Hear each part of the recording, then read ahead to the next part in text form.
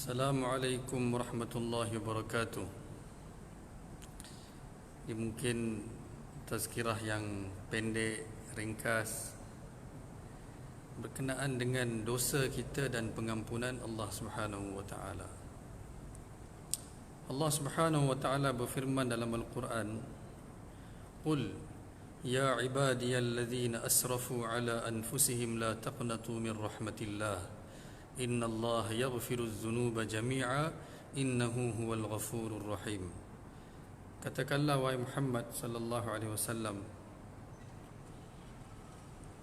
wahai hamba-hambaku alladzina asrafu ala anfusihim, mereka yang telah menzalimi diri mereka dengan melakukan dosa, dengan melanggar perintah Allah. Maka apa Allah Subhanahu wa taala berfirman? Allah tidak berfirman bahawa aku murka dengan mereka, tidak. Tetapi Allah berfirman, la taqnatu min rahmatillah. Jangan kamu putus asa dengan rahmat Allah Subhanahu wa taala. Innallaha yaghfiru dzunuba jami'a, kerana sesungguhnya Allah Subhanahu wa taala akan mengampunkan segala dosa kamu. Innahu huwal ghafurur rahim, dan sesungguhnya Allah Subhanahu wa taala Maha Pengampun dan Maha Pengasih. Rasulullah sallallahu alaihi wasallam bersabda, Allah Subhanahu wa taala berfirman dalam hadis qudsi, "Ya bani Adam, wahai anak Adam, law balagat dzunubuka ananas sama." Kalaulah kamu melakukan dosa sehingga dosa kamu mencecah langit, maksudnya penuh bumi dan langit dengan dosa-dosa, fastaghfartani, dan kemudian kamu meminta keampunan daripada daku, ghafartu laka wala ubali, maka nescaya aku akan mengampunkan segala dosa kamu. Selepas kamu melakukan dosa sehingga penuh langit dan bumi dengan dosa, ghafartu laka, maka aku akan ampunkan dosa kamu dengan permintaan ampun yang kamu buat terhadapku denganku, wala ubali, dan aku tidak sedikit pun kisah. Janganlah kita putus asa dengan Allah Subhanahu wa taala, sedangkan Allah Maha Penyayang. Allah amat mengasihi kita semua. Kita pernah dengar kisah seorang yang Nabi sallallahu alaihi wasallam kisahkan daripada kalangan Bani Israel yang telah bunuh 99 orang. Kemudian dia pergi bertemu dengan seorang abid. Maka dia berkata, aku telah melakukan dosa, iaitu aku telah bunuh 99 orang. Jika aku bertaubat, adakah taubat aku akan diterima oleh Allah Subhanahu wa taala? Maka orang abid itu kata, tidak, kamu telah bunuh. Kalaulah kamu bunuh seorang sekalipun, wa may yaqtul mu'minan muta'ammidan fajaza'uhu jahannam khalidan fiha. Orang yang bunuh seorang mukmin sekalipun, dia akan masuk neraka selama-lamanya, tidak ada keampunan. Maka dia bunuh si abid ni, cukuplah pembunuhan dia 100 orang. Kemudian dia rujuk kepada seorang alim. Maka orang alim itu berkata, Allah pasti dan pasti menerima taubatmu jika kamu bertaubat dengan betul dan memenuhi segala syarat taubat kamu. Maka dia bertanya, apakah syarat penerimaan taubat? Maka berkata orang alim ni, ialah dengan berhijrah, meninggalkan dosa dan juga tempat kamu melakukan dosa, dan kamu hendaklah berhijrah ke tempat lain supaya kamu jauh daripada dosa, jauh daripada suasana dosa, jauh daripada terbiasa dengan dosa tersebut. Maka dia pun berhijrah. Baru dia keluar daripada rumah dia untuk berhijrah, untuk bertaubat, maka Allah Subhanahu wa taala telah perintah malaikat maut datang untuk mengambil nyawanya. Baru dia keluar. Bila dah ambil nyawa, turunlah 2 malaikat. Satu malaikat yang mana diputus, yang mana tanggungjawabnya, duty dia adalah untuk membawa roh yang baik ke tempat yang baik.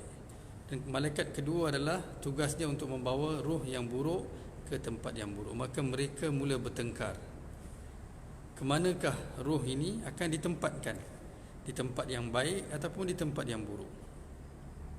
Bila mereka bertengkar, Allah Subhanahu Wa Taala utuskan satu malaikat lagi untuk datang dan buat keputusan di antara dua malaikat ini. Apa yang Allah Subhanahu Wa Taala beritahu? Firman Allah Subhanahu Wa Taala, tak perlu kamu bertengkar, tetapi ukurlah jarak, sukalah jarak daripada rumahnya ke tempat kematiannya, dan daripada tempat kematiannya ke kampung yang dia nak berhijrah. Jika perjalanan daripada rumahnya ke tempat kematiannya lebih jauh daripada tempat kematian dengan kampung yang dia nak berhijrah itu, maka taubatnya telah terima kerana dia telah bergerak dengan lebih jauh. Sebaliknya, jika perjalanannya masih sedikit, iaitu jarak daripada rumahnya ke tempat kematian sedikit, terdekat, dan jarak daripada tempat kematian ke kampung sebelah jauh, maka taubatnya belum diterima lagi. Mereka pun menerima perintah Allah Subhanahu Wa Taala dan mula untuk ukur jarak tersebut. Allah Subhanahu Wa Taala begitu rahim, begitu pengasih. Sayangnya Allah Subhanahu Wa Taala, Allah berfirman kepada bumi untuk memanjangkan jarak daripada rumah ke tempat kematian dan memendekkan, iaitu untuk dia pendekkan jarak daripada tempat kematian ke kampung sebelah, semata-mata untuk memberikan keampunan kepada orang ini. Siapa dia ni? Dia telah bunuh 100 orang. Tapi kerana dia bertaubat, Allah Subhanahu Wa Taala terima taubatnya. Ini bukan bermakna kita diminta buat je siapa sahaja, kan, buat je sesuka hati, kemudian kita kata Allah kan Maha Pengampun. Bukan. Tetapi maksudnya, kalaulah kita terbuat kesilapan, jangan sesekali putus asa, bertaubat kepada Allah. Taubat, apa maksud taubat? Iaitu kita kata, ya Allah, saya tak akan buat lagi dah. Saya tidak sesekali akan melakukan perbuatan itu lagi. Ini adalah janji saya dengan Allah Subhanahu Wa Taala.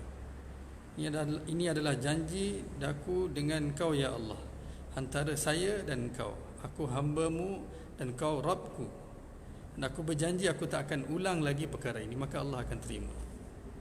Rasulullah sallallahu alaihi wasallam bersabda, kalaulah Allah Subhanahu Wa Taala berfirman dalam satu hadis qudsi, kalaulah hamba-Nya dia melakukan kesilapan, dia bertaubat, Allah akan terima taubat. Dia buat lagi kesilapan yang sama, kemudian dia bertaubat, Allah akan terima juga taubat dia lagi. Dia buat lagi kesilapan yang sama, kemudian dia bertaubat lagi, Allah kata aku akan terima juga taubatnya. Dan Allah berfirman, kamu akan letih buat kesilapan dan aku tidak akan letih menerima taubat kamu selagi masih bernyawa. Marilah sama-sama kita bertaubat kepada Allah Subhanahu Wa Taala. Semoga Allah Subhanahu Wa Taala terima taubat kita, dan Allah tidak letak apa-apa syarat. Seorang yang bertaubat, Allah akan terus menerima taubatnya. Allah Subhanahu Wa Taala terus akan berikan kebaikan. Allah berfirman dalam Al-Quran dalam surah Nuh, faqultu astaghfiru rabbakum innahu kana ghaffara. Bertaubatlah kepada Allah, beristighfarlah, Allah Maha Pengampun, dan balasannya Allah akan berikan segala nikmat. Yursilis sama alaikum midrara, Allah akan turunkan hujan. Wa yumdidukum bi amwal, Allah akan berikan harta. Wa banin, Allah akan berikan, anugerahkan anak-anak. Wa yaj'al lakum jannat, Allah akan berikan taman-taman, kebun-kebun. Wa yaj'al lakum anhara, Allah akan mengalirkan sungai. Semua nikmat Allah akan berikan hanya dengan bertaubat kepada Allah Subhanahu Wa Taala. Kalau kita tak sempat nak minta apa-apa, bertaubatlah. Ya Allah, aku bertaubat kepadamu. Menangis, titiskan air mata kerana sayang kepada Allah, kerana kesilapan kita dengan Allah Subhanahu Wa Taala. Allah akan sayang kita. Allah akan sayang kita, Allah akan ampunkan dosa kita, dan Allah Subhanahu Wa Taala akan berikan segala apa yang kita minta. Allah Subhanahu Wa Taala akan anugerahkan kepada kita segala apa yang kita minta. Tak minta pun Allah kata kami akan berikan kerana taubatmu itu. Itu sajalah ringkas pada malam ni. Mudah-mudahan tazkirah yang ringkas ni kita sama-sama dapat manfaat. Saya tak pandai cakap panjang-panjang, tapi yang penting apa sahaja yang kita sampaikan, apa sahaja yang kita cakap, yang kita dengar, mestilah dengan ikhlas, kan? Penyampaian. Semoga Allah Subhanahu Wa Taala berikan saya keikhlasan. Semoga kita semua dapat bertaubat kepada Allah. Bila semua kita bertaubat kepada Allah, wa tubu ilallahi jami'an ayyuhal mu'minun, Allah kata kamu semua aku akan berikan kejayaan bila kamu bertaubat kepada Allah Subhanahu wa taala.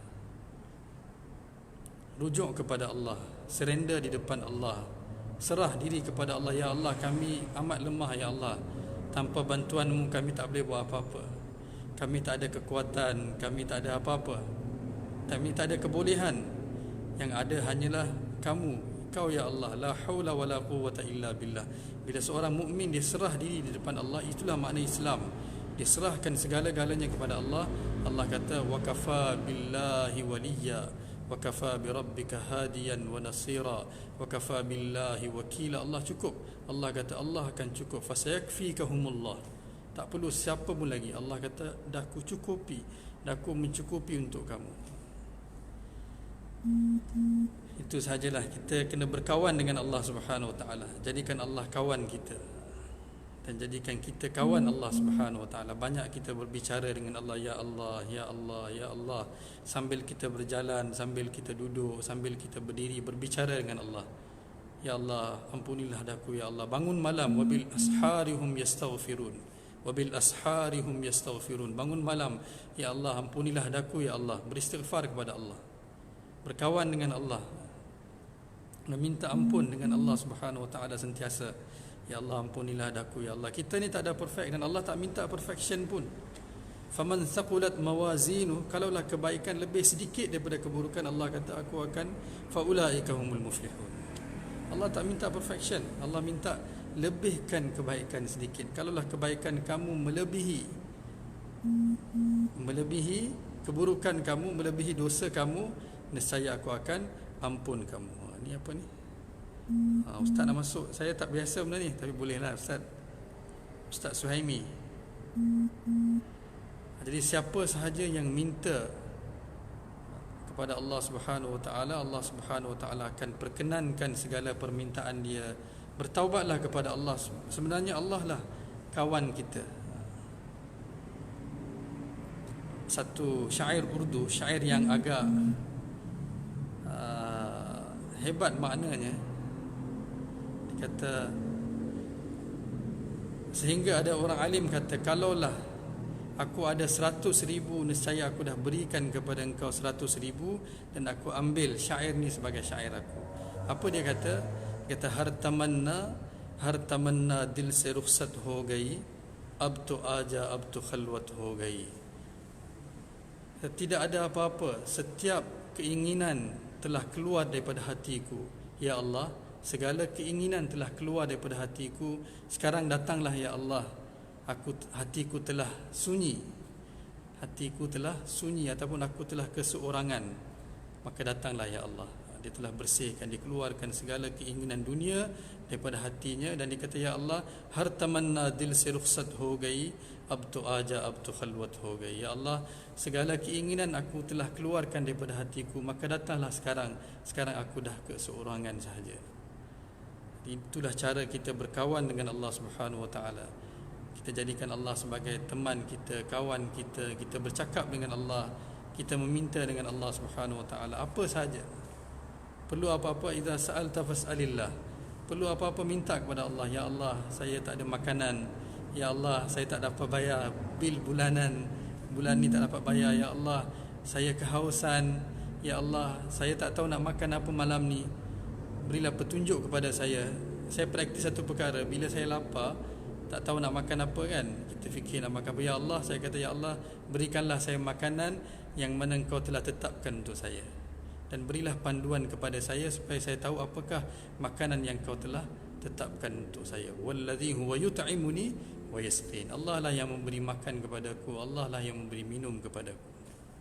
Minta kepada Allah Subhanahu wa taala, berkawan dengan Allah. Hajat yang sekecil-kecilnya kita minta kepada Allah. Ya Allah, sakit kepala ya Allah, kan, berbual dengan Allah Subhanahu wa taala, bercakap dengan Allah Subhanahu wa taala dalam hati kita, kan, mengingati Allah Subhanahu wa taala, bersyukur kepada Allah Subhanahu wa taala. Allah berfirman dua perkara, dan saya akan habiskan tazkirah malam ni.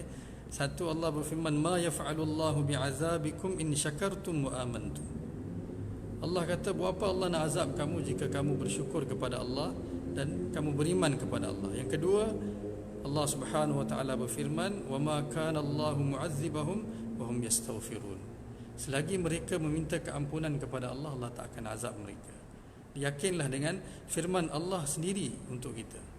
Ini bukan kata-kata saya ataupun kata-kata orang alim. Allah sendiri kata dengan hamba dia, "Ma yaf'alullahu bi'azabikum."